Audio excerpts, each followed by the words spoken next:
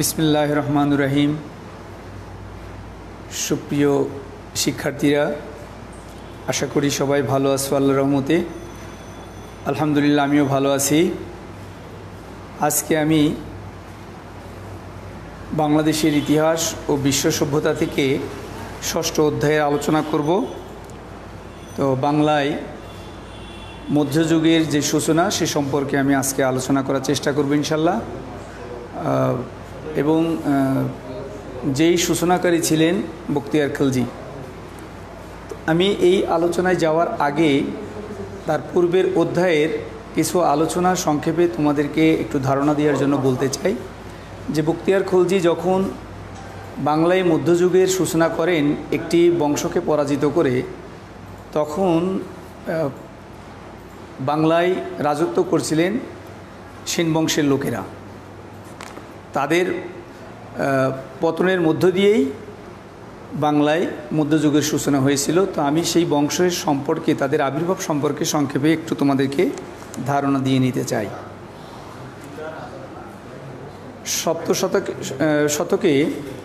সপ্তম শতকে শশাঙ্কের মৃত্যুর পরে এই বাংলায় রাজনৈতিক প্রেক্ষাপটে একটা বিশৃঙ্খল অবস্থার তৈরি হয়।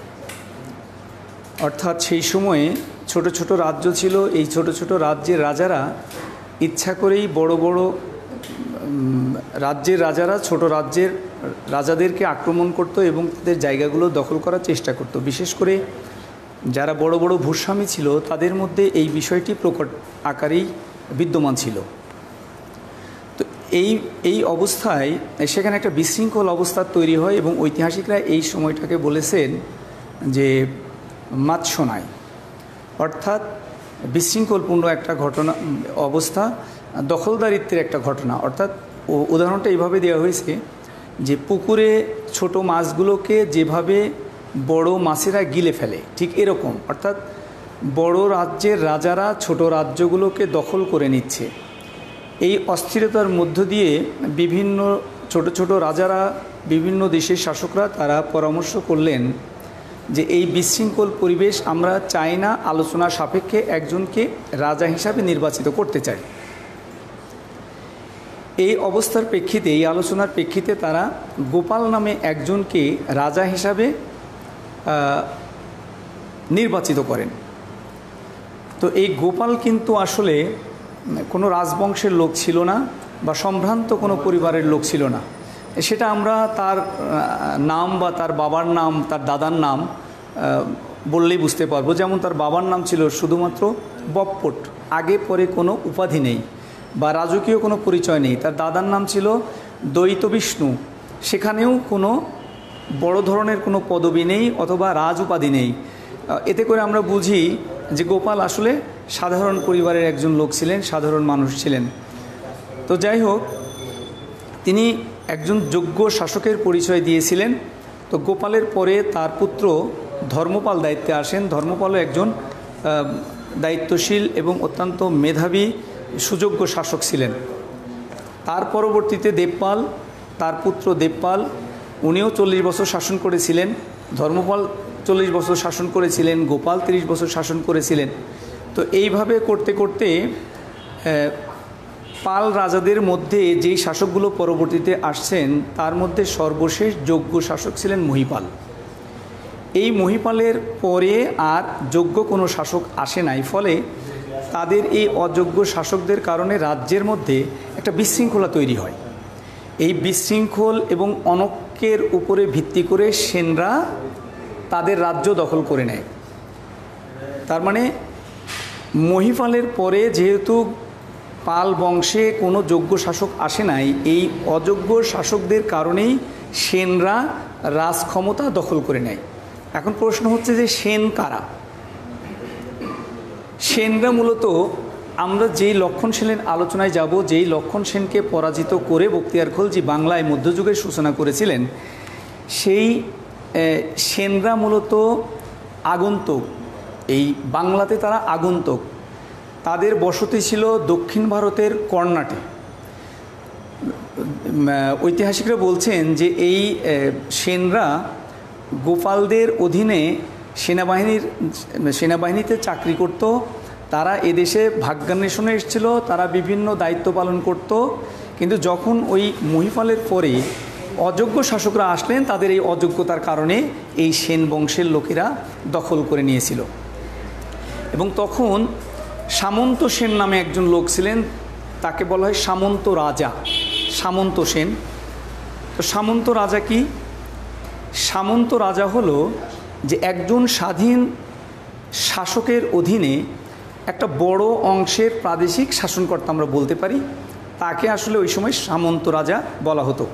তো এই সামন্ত রাজা সামন্ত সেন, তিনি ছিলেন সেন বংশের প্রতিষ্ঠাতা। পরবর্তীতে তার পুত্র হেমন্ত সেন, তিনি যোগ্যতার সাথে শাসনকার্য পরিচালনা করেছিলেন এবং তিনি অত্যন্ত যোগ্যতা সম্পন্ন, দূরদৃষ্টি সম্পন্ন একজন শাসক ছিলেন। তো তিনি তার আইন শৃঙ্খলা বা তার রাজ্যের উন্নয়ন সার্বিক ক্ষেত্রে সে একটা সুন্দর একটা অবস্থা তৈরি করেছিল। এরপরে আসেন দেবপাল, দেবপালের পরে আসেন সেনদের মধ্য থেকে বল্লাল সেন। বল্লাল সেন অত্যন্ত মেধাবী একজন শাসক ছিলেন, তিনি একজন সুসাহিত্যিক ছিলেন, তিনি পণ্ডিত ব্যক্তি ছিলেন। তো তিনি সাহিত্যের ক্ষেত্রে অনেক অবদান রেখেছেন, যেমন 2টা বই লিখেছিলেন, একটা হলো দান সাগর, একটা হলো অদ্ভুত সাগর। এই বই 2টা লিখেছিলেন, কিন্তু দুর্ভাগ্যজনকভাবে তিনি অদ্ভুত সাগরের বইটা লেখা সমাপ্ত করতে পারেন নাই। পরবর্তীতে তার সুযোগ্য সন্তান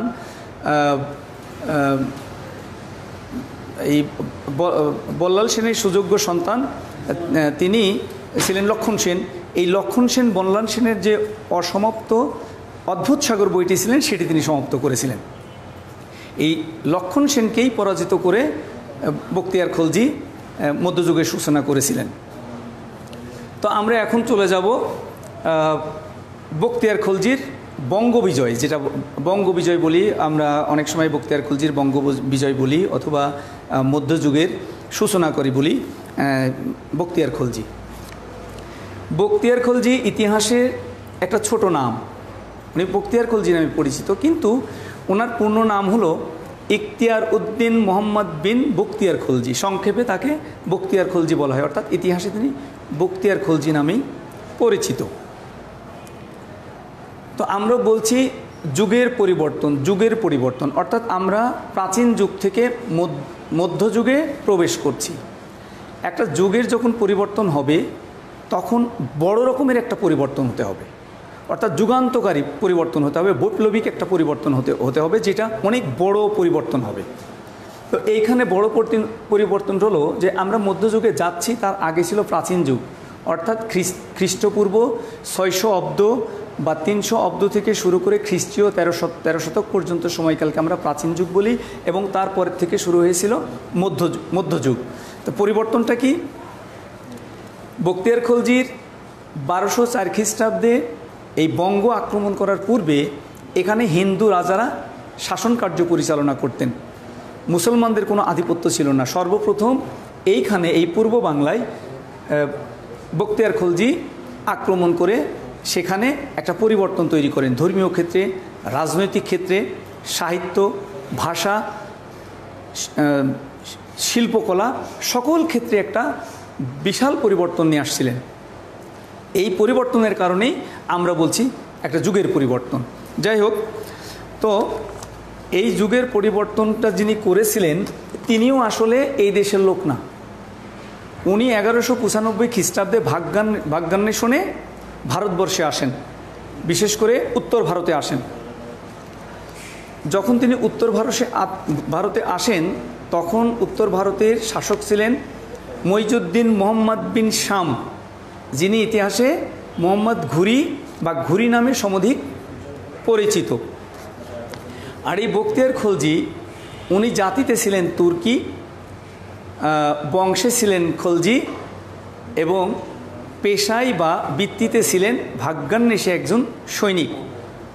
শুধু উনি একজন ভাগ্যান্বেষী সৈনিকই ছিলেন না, উনি উচ্চাভিলাষী একজন সৈনিক ছিলেন। উনি সবসময় উচ্চাভিলাষ পোষণ করতেন।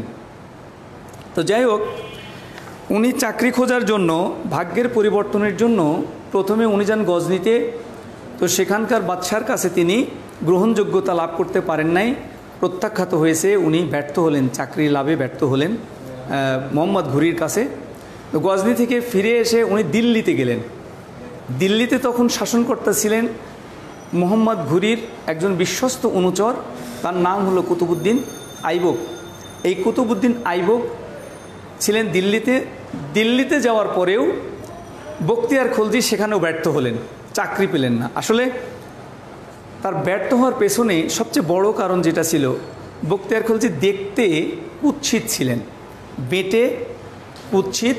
আর সবচাইতে ভয়ঙ্কর একটা ব্যাপার ছিল যে ওনার হাঁটুর নিচে হাত চলে যেত। অর্থাৎ এই যে আমাদের যে হাতটা, এই হাতটা সাধারণত কোনো মানুষের হাঁটুর নিচে যায় না, ওনার হাতটা হাঁটুর নিচ পর্যন্ত চলে যেত, যে কারণে ওনাকে দেখতে খুব ভয়ঙ্কর মতো লাগতো এবং কুৎসিত লাগতো। যেই কারণে উনি দিল্লিতে গজনিতে চাকরি পেলেন না, ব্যর্থ হলেন। আসলে বখতিয়ার খলজি হতোদ্যম হওয়ার পাত্র ছিলেন না। তো উনি পরবর্তীতে চলে গেলেন বাদাউনে। বাদাউনে সেখানে হিজবর উদ্দিন নামে একজন ছিলেন। বাদাউনে তিনি গেলেন। এই বাদাউনে গিয়ে মালিক হিজবর উদ্দিন, ওনার কাছে তিনি চাকরির প্রার্থনা করলেন। তো ওনার কাছে চাকরি প্রার্থনা করার পরে উনি সামান্য বেতনে, বখতিয়ার খলজিকে সামান্য বেতনে সৈন্যবাহিনীতে চাকরি দেন। তো যে আগেই বললাম যে উনি ছিলেন উচ্চাভিলাষী, উনি আসলে ছোটোখাটো বিষয়ে সন্তুষ্ট হতে পারতেন না। তো সামান্য বেতনে চাকরি, এইটা ওনার কাছে গ্রহণযোগ্য মনে হয়নি, ভালো মনে হয়নি। কিছুদিন পরে উনি চাকরি ছেড়ে চলে গেছেন আবার অযোধ্যায়। অযোধ্যার শাসনকর্তা ছিলেন হুসামউদ্দিন। এই হুসামউদ্দিনের কাছে যখন তিনি চাকরির প্রার্থনা করলেন, তখন হুসামউদ্দিন তাকে পর্যবেক্ষকের একটা দায়িত্ব দিয়েছিলেন। পর্যবেক্ষক থাকাকালীন বখতিয়ার খলজির মেধা, তার যোগ্যতা, তার সাহসিকতা সব কিছু দেখে হুসামউদ্দিন মুগ্ধ হন। মুগ্ধ হওয়ার পরে হুসামউদ্দিন তাকে ভিউলি এবং ভগবত এই দুইটা জায়গার জায়গির প্রদান করেন। তো আচ্ছা ঠিক আছে, এখন জায়গির প্রদান করেন।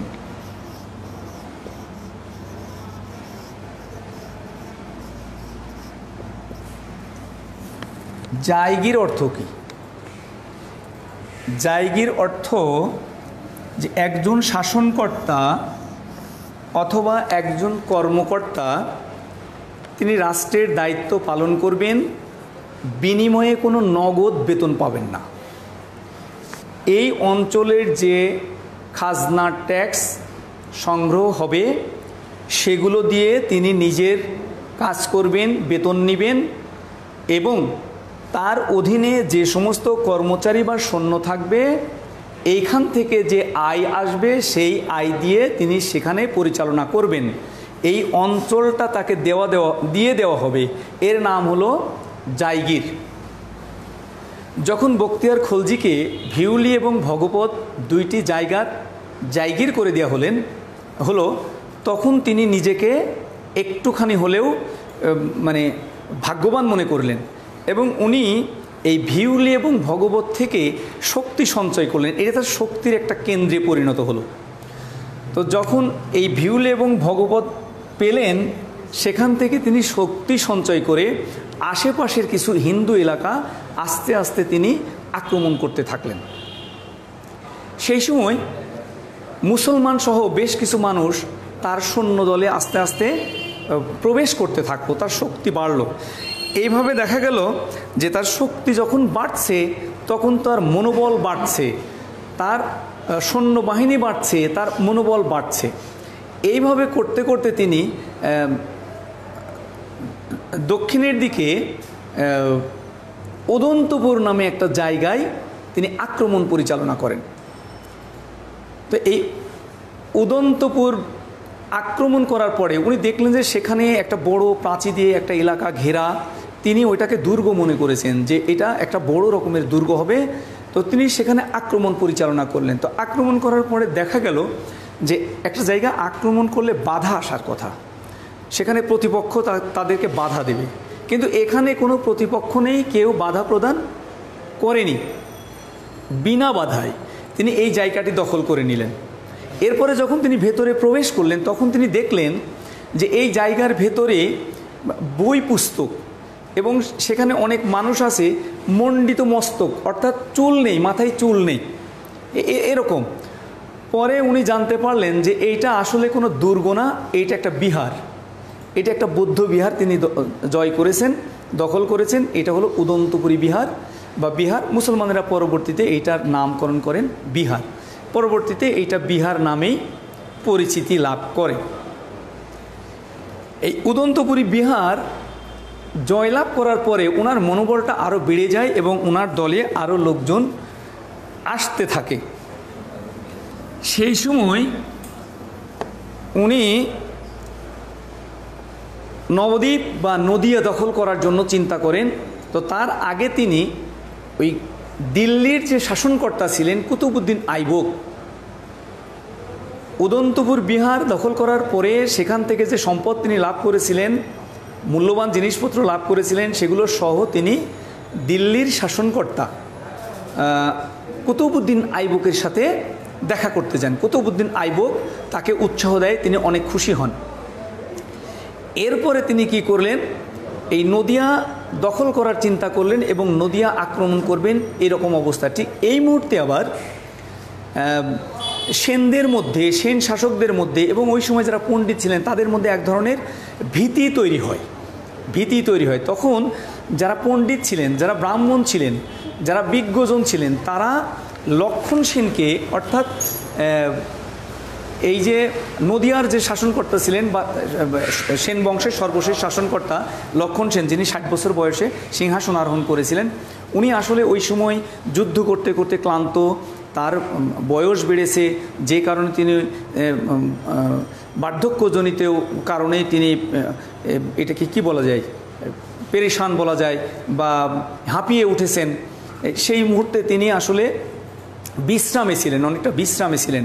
তো এই মুহূর্তে পণ্ডিতেরা তাকে, লক্ষণ সেনকে পরামর্শ দিলেন যে বঙ্গ বিজয় হবে, এইটা তাদের ধর্মীয় পুস্তকে পূর্বেই উল্লেখ করা আছে, এবং যিনি দখল করবেন, জয় করবেন, তিনি হবেন তুর্কির। শুধু তাই না, এবং তুর্কির যে সেনাপতি এটা দখল করবেন, তার যে দৈহিক বর্ণনা, এই দৈহিক বর্ণনাটা বখতিয়ার খলজির সাথে মিলে যায়। অতএব লক্ষণ সেনের নদিয়াতে অবস্থান করা কোনোভাবেই সমীচীন হবে না, উচিত হবে না, নিরাপদ হবে না। তো এই জন্য তারা পরামর্শ দিল যে নদিয়া থেকে তিনি যেন পালায়ন করেন, নদিয়াতে তিনি যেন অবস্থান না করেন। কিন্তু লক্ষণ সেন তাদের এই পরামর্শ গ্রহণ করলেন না। এর পরবর্তীতে যে ঘটনাটি ঘটল, বখতিয়ার খলজি নদিয়া আক্রমণ করার পরিকল্পনা করলেন এবং এই পরিকল্পনাটা বাস্তবায়ন করার জন্য দুইটা গিরিপথ ছিল। এই গিরিপথ দিয়ে তাদের আক্রমণ পরিচালনা হতে পারে, তবে এই গিরিপথ দুইটা ছিল খুব নিরাপদ। এটা ছিল অত্যন্ত নিরাপদ জায়গা, যে এইখান থেকে তারা ঢুকতে পারবে না। আচ্ছা,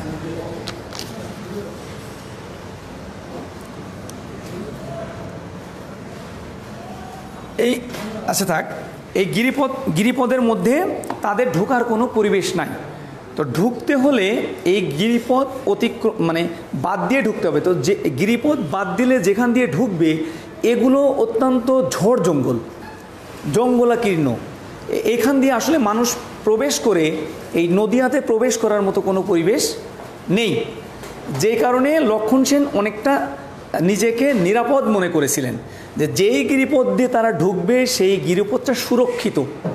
অতএব বখতিয়ার খলজি ইচ্ছা করলেই তার নদিয়াটা আক্রমণ করতে পারবে না। কিন্তু এই সুচতুর বখতিয়ার খলজি উনি যখন আক্রমণ পরিচালনা করলেন, এই গিরিপথ দুইটা বাদ দিয়ে তিনি ঝোড় জঙ্গলের রাস্তাটাকে বেছে নিলেন। তো কথিত আছে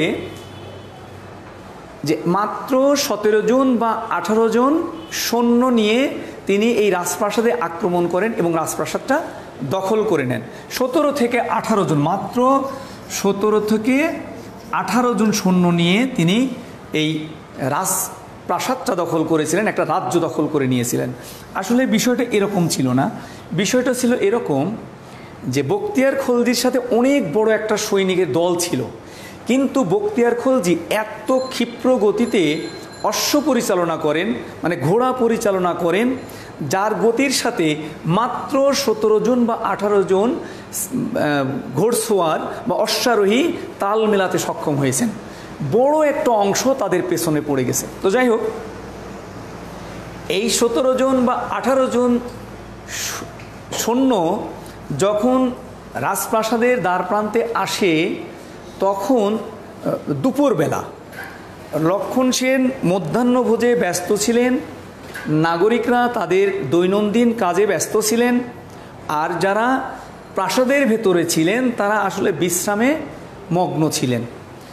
যখন এই বখতিয়ার খলজি প্রাসাদের দ্বার প্রান্তে আসেন, তখন তিনি বণিকের ছদ্মবেশে আসেন, ব্যবসায়ীর ছদ্মবেশে আসেন। লক্ষণ সেন তাদেরকে ব্যবসায়ী মনে করে, ঘোড়ার ব্যবসায়ী মনে করে প্রাসাদের মধ্যে ঢোকার অনুমতি দিয়েছিলেন। ঠিক যখন তিনি অনুমতিটা পেলেন, তখন অকস্মাৎ তরবারি বের করে হত্যাযজ্ঞে লিপ্ত হয়। এই সময় একটা ভীতির তৈরি হয়, একটা ভয়ঙ্কর পরিস্থিতি তৈরি হয়, যে কারণে এই বখতিয়ার খলজির সামনে লক্ষণ সেনের কোনো সৈনিক আর বাধা দেওয়ার চেষ্টা করেনি। ফলে খুব সহজেই এই জায়গাটা দখল হয়, নদিয়ার রাজপ্রাসাদটা দখল হয়। এবং লক্ষণ সেন যখন জানতে পারলেন যে বখতিয়ার খলজি আক্রমণ করেছে, তখন তিনি পেছনের দরজা দিয়ে খালি পায়ে, বলা হয়েছে যে তার প্রস্তুতির কোনো সুযোগ ছিল না, যে অবস্থায় ছিলেন খাবার ফেলে খালি পায়ে তিনি পেছনের দরজা দিয়ে আমাদের মুন্সিগঞ্জের, বর্তমান মুন্সিগঞ্জের বিক্রমপুরে তিনি পালিয়ে এসেছিলেন। যদিও এইখান থেকে পালিয়ে আসার পরে 2 বছর তিনি রাজ্য পরিচালনা করেছিলেন। আর এই যে দখলের যে ঘটনা, এই ঘটনার সুস্পষ্ট কোনো ইতিহাস পাওয়া যায় না, তবে অধিকাংশ ঐতিহাসিকরা মন্তব্য করেছেন বা মতামত দিয়েছেন যে এই ঘটনাটা ছিল 1204 খ্রিস্টাব্দে। তাহলে 1204 খ্রিস্টাব্দে বখতিয়ার খলজি বাংলা দখল করেন, এবং তার এই যে বিশাল একটা পরিবর্তন, শাসনের পরিবর্তন, ধর্মীয় শাসনের পরিবর্তন, কৃষ্টি কালচারের পরিবর্তন, এই বিশাল পরিবর্তনের মাধ্যমে একটা যুগের সূচনা হয়েছিল। অর্থাৎ এই যে পরিবর্তন, এই পরিবর্তনের মধ্য দিয়েই মুসলমানদের এই আক্রমণের যে সূচনা, এই সূচনার মধ্য দিয়ে মধ্যযুগের সূচনা হয়েছিল। যাই হোক, নদিয়া দখল করা হয়ে গেল। এরপরে ইখতিয়ার উদ্দিন মোহাম্মদ বখতিয়ার খলজি তিনি সেখান থেকে আবার গৌড় অধিকার করার জন্য অগ্রসর হলেন। তিনি অল্প সময়ের মধ্যে গৌড় অধিকার করলেন। গৌড় অধিকার করার পরে তিনি আবার নজর দিলেন বরেন্দ্রের উত্তর অঞ্চলে, বরেন্দ্রের উত্তর অঞ্চলে সেই জায়গাগুলি তিনি দখল করে নিয়েছিলেন। তো সেখানে দখল করার পরে তিনি সেখানে 2 বছর অবস্থান করেছিলেন। 2 বছর অবস্থান করার পরে বখতিয়ার খলজি তিনি চিন্তা করলেন যে তিনি তিব্বত আক্রমণ করবেন। 2 বছর পরে তিনি তিব্বত আক্রমণ করবেন। এই সিদ্ধান্ত গ্রহণ করার পরে তিনি যখন তিব্বত আক্রমণ করবেন, তার পূর্বে তিনি যেই জায়গাগুলো দখল করেছিলেন সেখানে শাসন ব্যবস্থা প্রতিষ্ঠিত করেছেন, এটা মুসলিম রাজ্যের সৃষ্টি করেছেন, মুসলিম শাসনের শুরু করেছেন, এবং পরবর্তীতে প্রায় 550 বছর সেখানে তার শাসন ব্যবস্থা চালু ছিল। এটা ইতিহাসে একটা উল্লেখযোগ্য ঘটনা, এবং এটা একটা সুদূর প্রসারী একটা ঘটনা ছিল। যাই হোক, যখন তিনি তিব্বত আক্রমণ করবেন, এই তিব্বত আক্রমণ করার সিদ্ধান্ত গ্রহণ করলেন এবং তিব্বত আক্রমণ করলেন। তো তিব্বত আক্রমণটা তার ব্যর্থতায় পর্যবসিত হয়। তিব্বত আক্রমণে তিনি সফলকাম হতে পারেন নাই। তো যখন তিব্বত আক্রমণে তিনি ব্যর্থ হলেন, তিনি ব্যর্থরত মন নিয়ে তিনি আবার তার পূর্বের জায়গায় ফিরে আসলেন। যখন তিব্বত আক্রমণ করে ফিরে আসলেন, তখন 1206 খ্রিস্টাব্দে তিনি মৃত্যুমুখে পতিত হন। তো অনেকেই বলেছেন যে আলিমর্দান নামে একজন মানুষ তাকে বিশ্বাসঘাতকতা করে হত্যা করেছিল। এইভাবে বখতিয়ার খলজির জীবনের সমাপ্তি হয়। তো বখতিয়ার খলজি 1204 খ্রিস্টাব্দে বাংলায় মধ্যযুগের সূচনা করেছিলেন বা মুসলিম শাসনের গোড়াপত্তন করেছিলেন। ওনার এই বিশাল আক্রমণের মধ্য দিয়ে একটা যুগের পরিবর্তন হয়েছিল।